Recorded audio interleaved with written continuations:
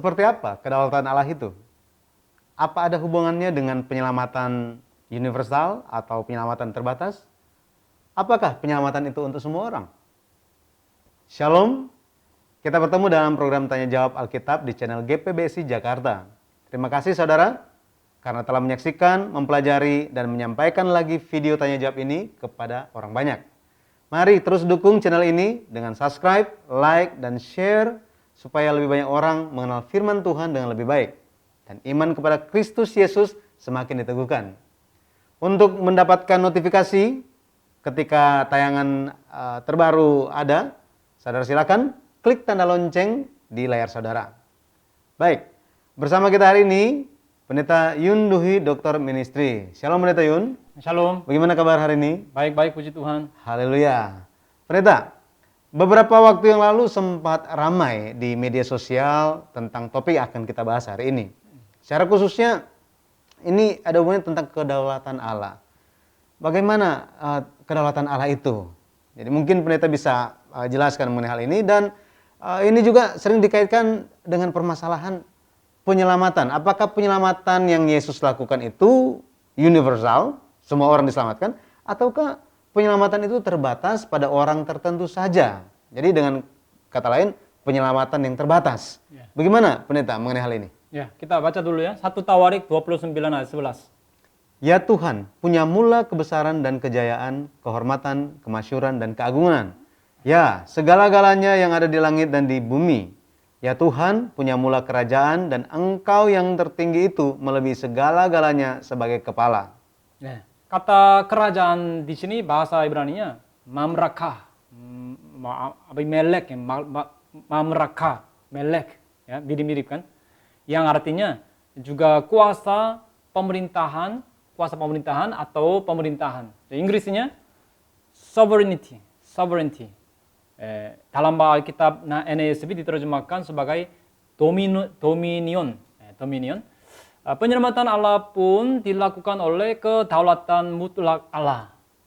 Coba baca Mazmur 62 ayat 2. Daripadanya lah keselamatanku. Apa kata yang mengekspresikan kedaulatan Allah di Alkitab? Ada satu kata, itu adalah kunci, kata kunci. Misalnya, setelah ambil contoh ya, pembangunan selesai, bangunannya dibersihkan, disiram air, lalu setelah pasang pintu, pasang kunci, ya, terakhirnya kuncinya itu diberikan kepada siapa? Sang Tuan rumah. Ya, sang tuan rumah kan. Nah, setelah mendengar pengakuan Imam Petrus, Yesus memberikan kunci surga kepada Petrus kan. Dan Yesus berkata, jika kamu kunci tidak ada yang bisa buka, dan jika kamu buka tidak ada yang bisa tutup. Kalau ada yang punya kunci suatu rumah atau mobil, artinya apa? Ia adalah Pemilik. ya, pemiliknya, ya kan? Jadi, apa salah satu wujud kedatangan Tuhan kembali? Ia akan datang dengan membawa apa? Ia membawa kunci dari maut dan kerajaan maut. Wahyu pasal 1 mengatakan hal ini. Yaitu, ia adalah sosok yang berkuasa atas maut dan kerajaan maut semau dirinya. Kalau baca di Matius pasal 1, apakah anak-anak sulung di silsilah Yesus itu semuanya anak sulung benaran? Ada juga pengecualian. Misalnya, Ishak, anak Abraham, lalu Yakub, Yehuda, Peres, Ram. Mereka semua bukannya lahir sebagai anak sulung, tetapi mereka adalah orang-orang yang menjadi anak sulung di kemudian hari.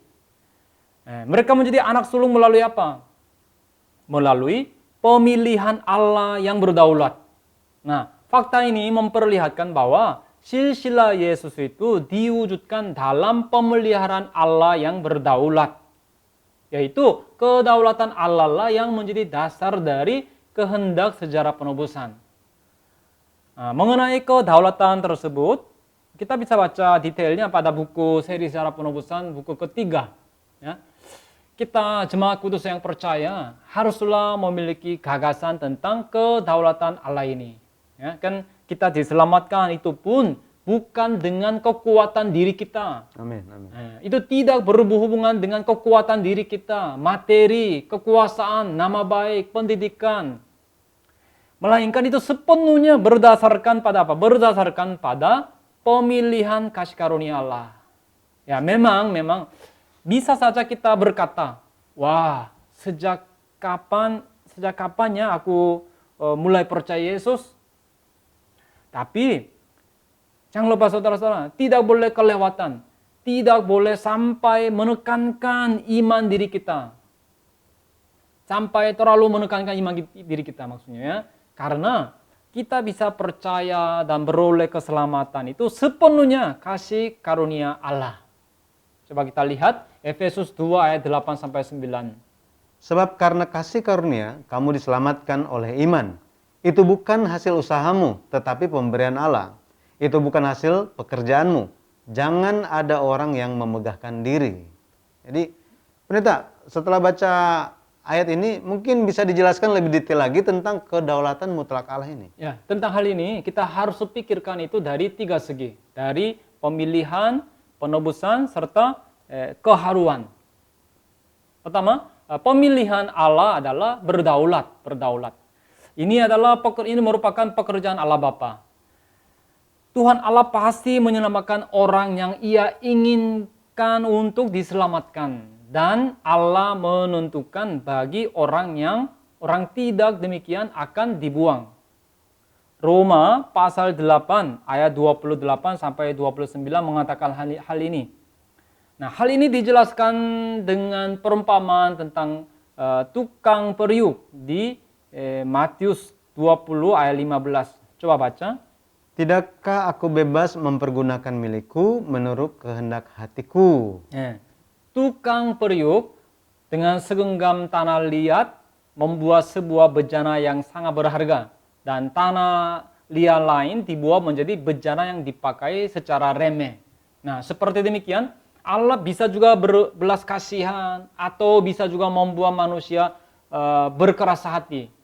Maka dikatakan di Matius 20 ayat 15 tadi yang kita baca, ya, tidakkah aku bebas mempergunakan milikku menurut kehendak hatiku gitu ya.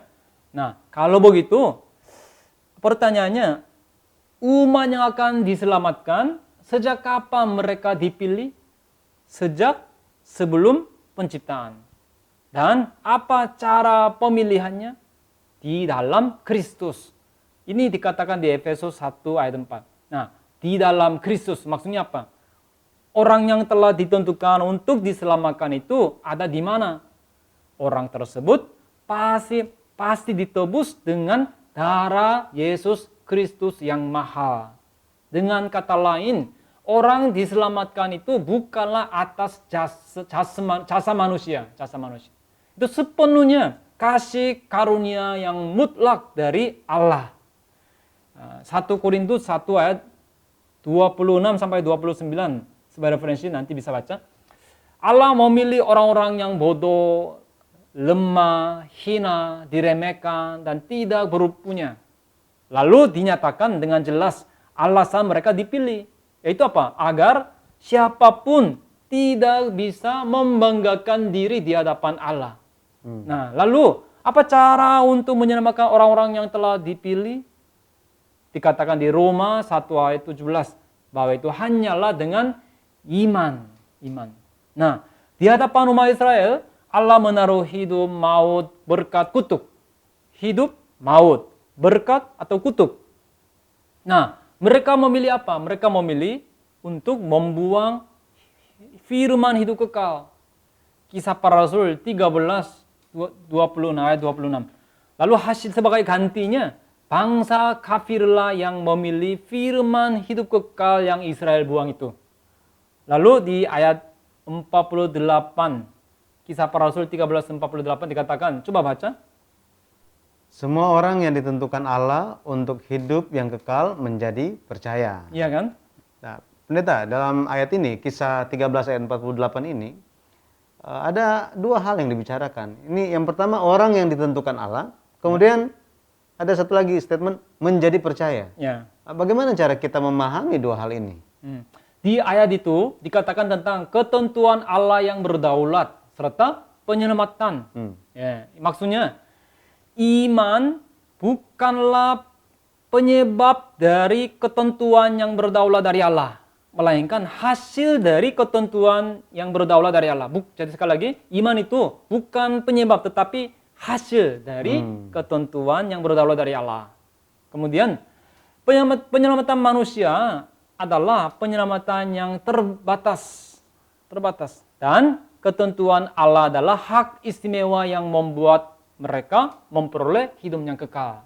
Ayat tersebut berkata demikian. Kemudian orang yang ditentukan semuanya akan percaya tanpa terlewatkan satu orang pun. Nah, ini yang dikatakan di ayat tersebut.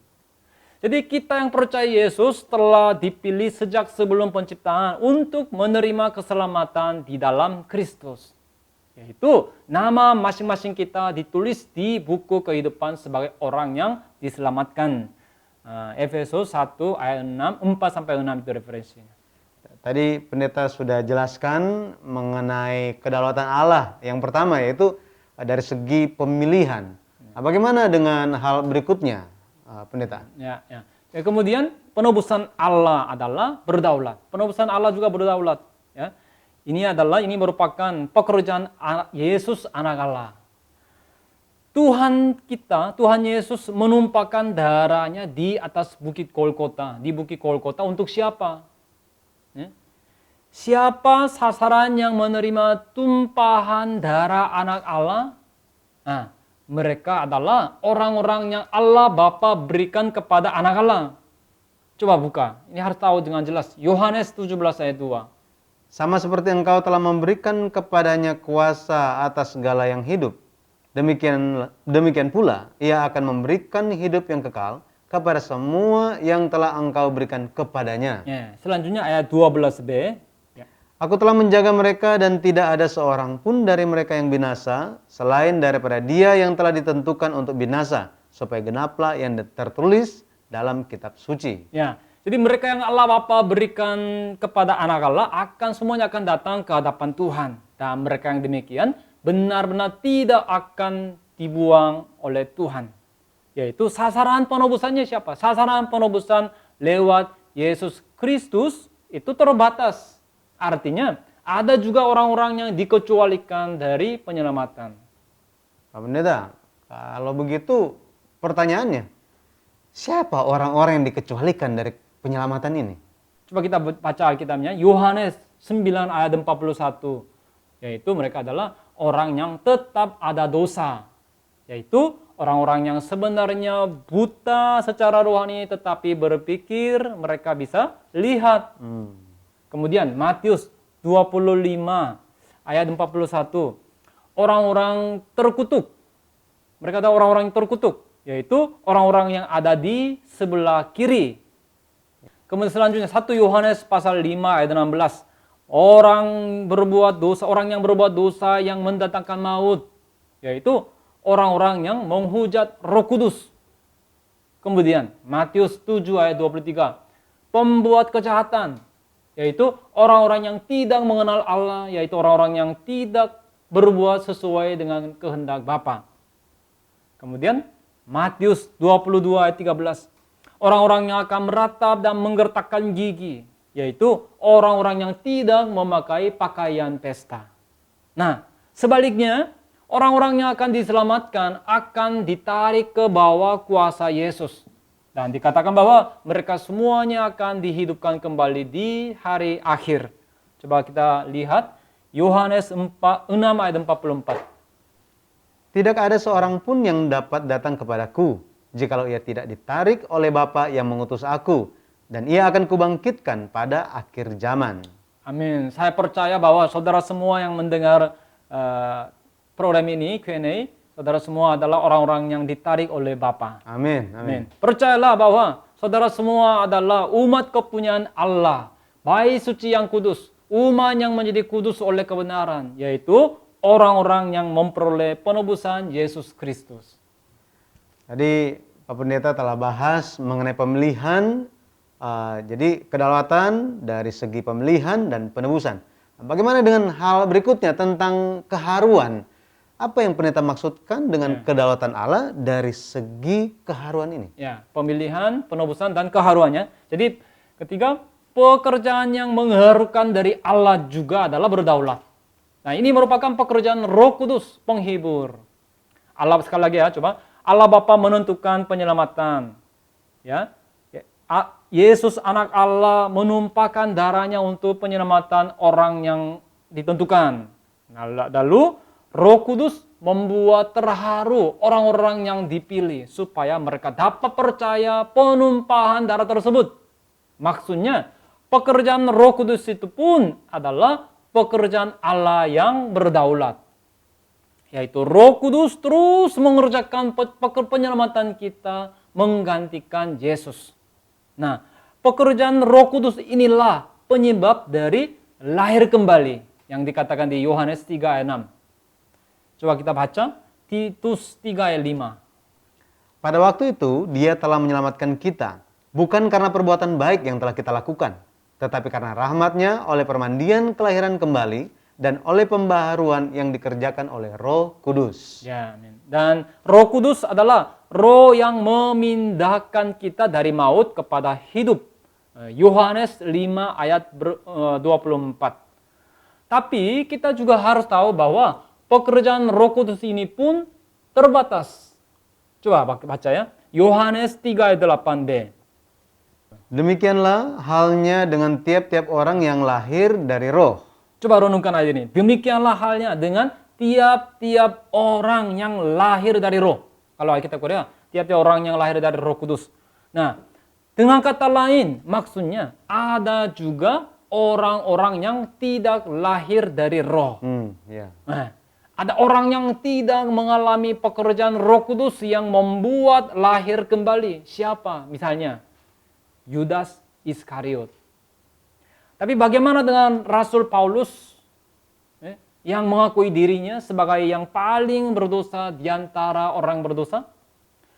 Melalui keharuan Roh Kudus, ia pun telah beroleh hidup baru.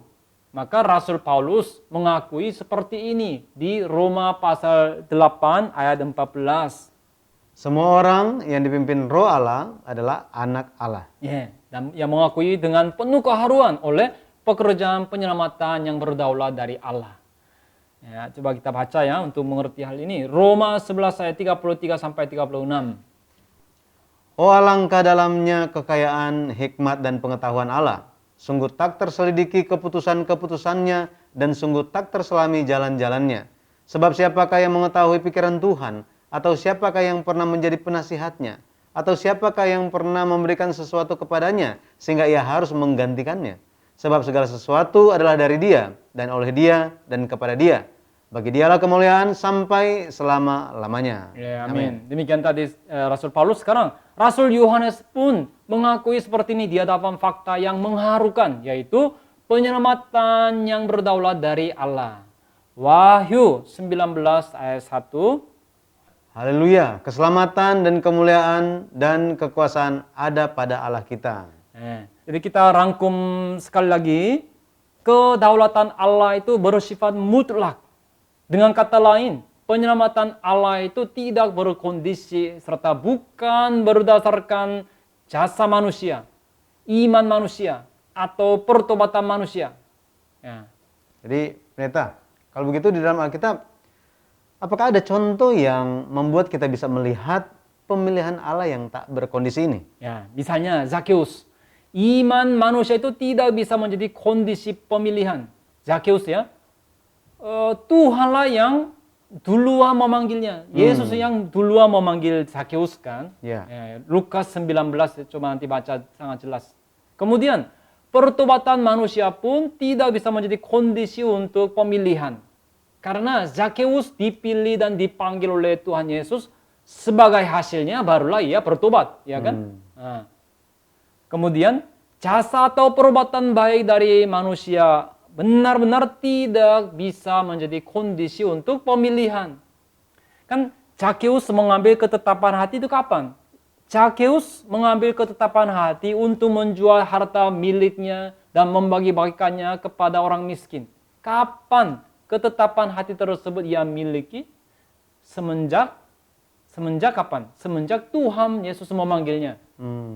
Bukannya setelah dia Bertobat gitu. betul. Urutannya begitu. Setelah dipanggil baru dia mengambil ketetapan hati, demikian kan? Kalau begitu, pendeta, yang menjadi pertanyaan terakhir, Ya. bagaimana cara mengetahui bahwa dalam setiap pribadi umat Tuhan ada bukti dia telah menjadi orang yang dipilih Tuhan? Buktinya hanya tampak. Bukti hanya tampak melalui berupa buah dari iman, pertobatan, serta perbuatan baik. Dengar baik-baik, coba ya. Dengan kata lain, buah dari iman, pertobatan, dan perbuatan baik itu apa? Itu bukanlah dasar bagi kita untuk dipilih. Melainkan hal-hal itu adalah bukti atau hasil bahwa kita telah dipilih. Nah, ini sangat jelas, coba baca. Yohanes 15 ayat 16b. Bukan kamu yang memilih aku, tetapi akulah yang memilih kamu. Dan aku telah menetapkan kamu supaya kamu pergi dan menghasilkan buah dan buahmu itu tetap. Ya. Di dalam kedaulatan mutlak Allah terdapat pekerjaan Tritunggal Allah, yaitu pemilihan Allah Bapa, penebusan Yesus Kristus Anak Allah, serta pekerjaan Roh Kudus penghibur. Oleh sebab itu, anak-anak Allah haruslah percaya pada kedaulatan mutlak Allah, mengikutinya dan bergembira. Nah, ketika demikian, barulah firman Tuhan akan lebih tersiar dan makin berkuasa. Kisah Para Rasul 19 ayat 20. Coba lihat. Dengan jalan ini makin tersiarlah firman Tuhan dan makin berkuasa. Pada akhirnya, saudara semua jemaat kudus yang akan diselamatkan, yang dipredestinasikan sejak sebelum penciptaan, lebih cepat dituntun. Kemudian Roma pasal 8 ayat 30 terakhir, coba baca. Roma 8:30, dan mereka yang ditentukannya dari semula, mereka itu juga dipanggilnya. Dan mereka yang dipanggilnya, mereka itu juga dibenarkannya. Dan mereka yang dibenarkannya, mereka itu juga dimuliakannya. Semoga kita semua selalu bersyukur atas kedaulatan mutlak dari Allah Bapa kita. Amin. Amin. Amin. Terima kasih Pendeta Yun untuk penjelasan pada hari ini. Jadi saudara, seperti apakah kedaulatan Allah itu? Kita telah membahasnya bersama-sama dari 3 segi. Pemilihan yang berasal dari Allah Bapa, penebusan lewat Yesus Kristus Anak Allah, kemudian keharuan yang merupakan pekerjaan dari Roh Kudus. Semoga masing-masing kita selalu ada bukti. Oke, selalu harus periksa ya Pendeta ya. Ada bukti pemilihan dari Tuhan atas kita masing-masing. Mari kita bersyukur senantiasa atas kedaulatan Allah yang mutlak ini. Baik saudara, bila ada suatu kasih karunia yang saudara dapatkan lewat tayangan hari ini, mungkin ada pertanyaan yang ingin disampaikan, silakan tuliskan pada bagian komentar. Kita akan membahas dalam kesempatan selanjutnya. Sampai kita bertemu dalam Tanya Jawab Alkitab GPBC Jakarta selanjutnya. Tuhan memberkati dan Shalom.